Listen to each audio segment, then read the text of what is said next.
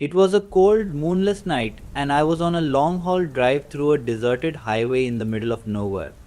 My name is Jack, and I've been driving trucks for 15 years. The road stretched ahead of me like a black ribbon, disappearing into the darkness. The only company I had was the hum of the engine and the static from my CB radio. I had a delivery to make a shipment of canned goods to a small town several hours away. The route wasn't new to me, but something about that night felt off. The air seemed heavier, and the shadows on the roadside appeared to move whenever I glanced at them. I told myself it was just my tired mind playing tricks on me. Around midnight, I noticed a figure standing on the side of the road. At first, I thought it was just a hitchhiker. As I got closer, I realized it was a woman dressed in a tattered white dress. She stood completely still, her long, dark hair obscuring her face. I slowed down, unsure whether to stop. Picking up hitchhikers wasn't something I usually did, but there was something strange about leaving her alone in the middle of nowhere. I rolled down my window as I pulled up next to her. Hey, are you okay? I called out. She didn't answer, she just raised her hand and pointed down the road. Her movements were jerky, almost unnatural. My gut told me to drive away, but before I could make up my mind, she turned her head slowly to look at me. Her face wasn't right. Her eyes were wide and black like two bottomless pits. Her mouth was stretched into a crooked smile that seemed too wide for her face. My heart jumped into my throat. I slammed my foot on the gas and sped off, leaving her behind in a cloud of dust. My hands were trembling on the steering wheel, and my breath came in short gasps. I kept glancing in my rearview mirrors, half expecting to see her chasing after me, but the road behind me was empty. I tried to calm myself, telling myself it was just some crazy woman playing tricks. Yet deep down, I knew there was nothing normal about her. About an hour later, my CB radio crackled to life. It startled me as it had been silent for most of the night. Breaker, breaker, anyone out there? A voice said. It was a man's voice, rough and tired. Relieved to hear another human being, I grabbed the mic. Yeah, I'm here, I replied. Who's this? My name's Bill, the man said. You heading down Route 66? Yeah, just past mile marker 42. Why? There was a pause before Bill spoke again. Listen, you need to get off that road. Turn around or take an exit. Just don't keep going. His tone sent a chill down my spine. Why? What's going on? There's something out there, he said, his voice shaking. Something that shouldn't be. People disappear on that stretch. Some say it's a ghost, others think it's something worse. Whatever you do, don't stop and don't pick anyone up. My blood ran cold. I think I already saw her, I said quietly. Bill's response was immediate. You've seen her? God help you, just keep driving and don't look back. I wanted to ask more, but the radio went dead. Static buzzed in my ears. My heart pounded as I tightened my grip on the wheel. I pushed the truck to go faster, the engine roaring in protest. The road ahead seemed endless, and the darkness pressed in around me like a living thing. Suddenly my headlights flickered. No, no, no, I muttered, slapping the dashboard. The lights came back on, but for a brief moment I thought I saw something in the road ahead. A pale figure standing in the center of my lane. But when the lights stabilized, there was nothing there. Minutes felt like hours as I drove on. Then, out of nowhere, my truck's engine sputtered and died. The power steering gave out and I coasted to a stop on the shoulder. Come on, I yelled, turning the key in the ignition. But the truck refused to start. The silence was deafening. I reached for my phone, but there was no signal. My heart sank. I was stranded.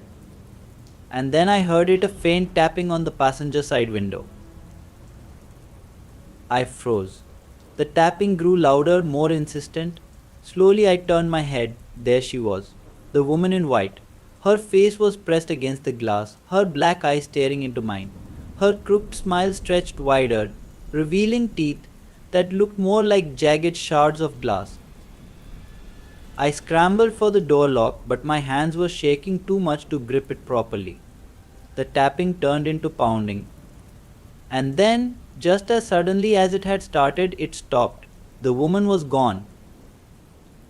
I sat there, paralyzed with fear, until I gathered the courage to look outside. The road was empty, but when I turned back to the windshield, she was there standing right in front of the truck. Her head tilted unnaturally to the side, and her hand slowly reached up to point at me. I don't remember much after that. Somehow I got the truck started and drove like a madman until I reached the next town. I pulled into a brightly lit gas station and stumbled out of the cab, shaking and drenched in sweat. The attendant gave me a strange look but didn't ask any questions. I didn't have the words to explain what had happened. I never took that road again. Some nights when I'm alone on the road, I think about her. I wonder who she was or what she was, and I wonder if one day she'll find me again.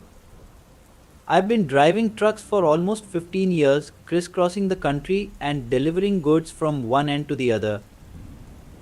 I've seen it all storm so fierce they could rip the paint off your rig, lonely highways where you don't see a soul for hours, and nights so dark it feels like the world ends just beyond your headlights. But nothing, prepared me for what happened on Route 89. It started like any other haul. I had a load of construction materials to deliver upstate. The company was in a rush, so I had to drive through the night to make the deadline. I wasn't thrilled about it, but overtime pay is hard to pass up. By the time I hit the open road, the sun was dipping below the horizon, painting the sky in shades of orange and red. Beautiful, sure, but it always felt like a warning to me, like the world was saying, be careful out there. As night fell, the highway grew quieter. The steady hum of my engine was the only sound for miles. My CB radio crackled occasionally, but most truckers were off duty or out of range. The GPS directed me onto Route 89, a stretch of road I hadn't driven before. It was supposed to be a shortcut, saving me about an hour. The first thing I noticed was how empty it was. No cars, no signs of life, just endless asphalt cutting through dense woods. The trees loomed on either side, their branches reaching out like skeletal hands. My headlights sliced through the darkness, but it felt like the shadows were pressing in, trying to swallow the light. About an hour in, I saw the first sign of trouble. A deer darted across the road, its eyes glowing eerily in the headlights. I slammed on the brakes, my tires screeching as the rig came to a stop. The deer paused in the middle of the road, staring at me. There was something off about it. Its body was too thin, its fur patchy, and its eyes, they weren't right. They were too human. I honked, and the deer bolted into the woods. Shaking my head, I told myself I was just tired. Long hours behind the wheel can mess with your mind. I pressed on, but unease settled in my gut like a stone. Then, around midnight, the fog rolled in. Thick, swirling clouds of it appeared out of nowhere, reducing visibility to almost nothing. My high beams barely cut through it, and I had to slow to a crawl. That's when I noticed the whispers.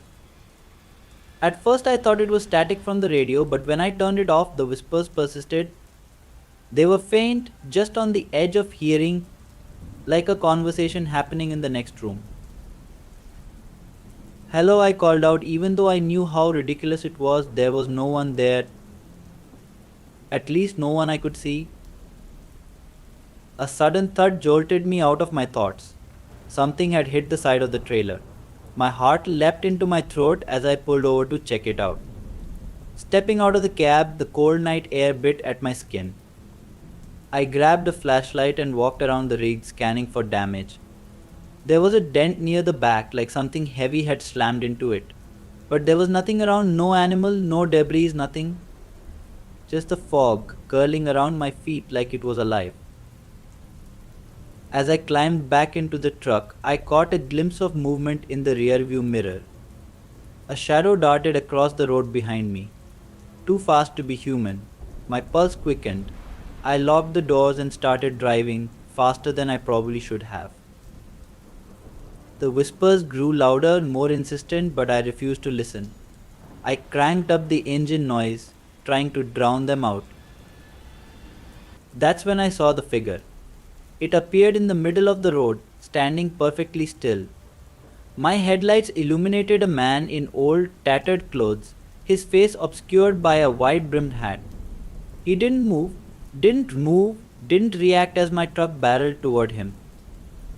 I swerved hard, narrowly avoiding him, and the rig skidded to a stop. Breathing heavily, I looked back. The road was empty, no sign of the man. My hands trembled as I gripped the wheel. I told myself it was just my imagination, but deep down I knew better. Something was wrong with this place. I didn't stop again until I reached the next truck stop. Just as dawn was breaking, I pulled into the lot, exhausted and shaken. Other truckers were milling around, drinking coffee and chatting. One of them, an older guy with a withered face, noticed my pale expression. "You alright, buddy?" he asked. I hesitated, then told him about the night, the deer, the whispers, the fog, the figure. His face grew serious. "Route 89, he said, shaking his head. "You're lucky you made it out. That road's cursed.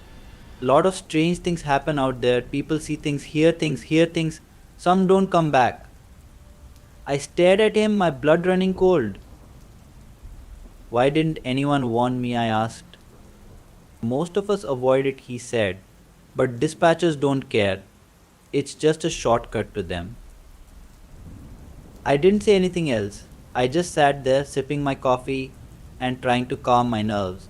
But I knew one thing for sure: I'd never drive Route 89 again.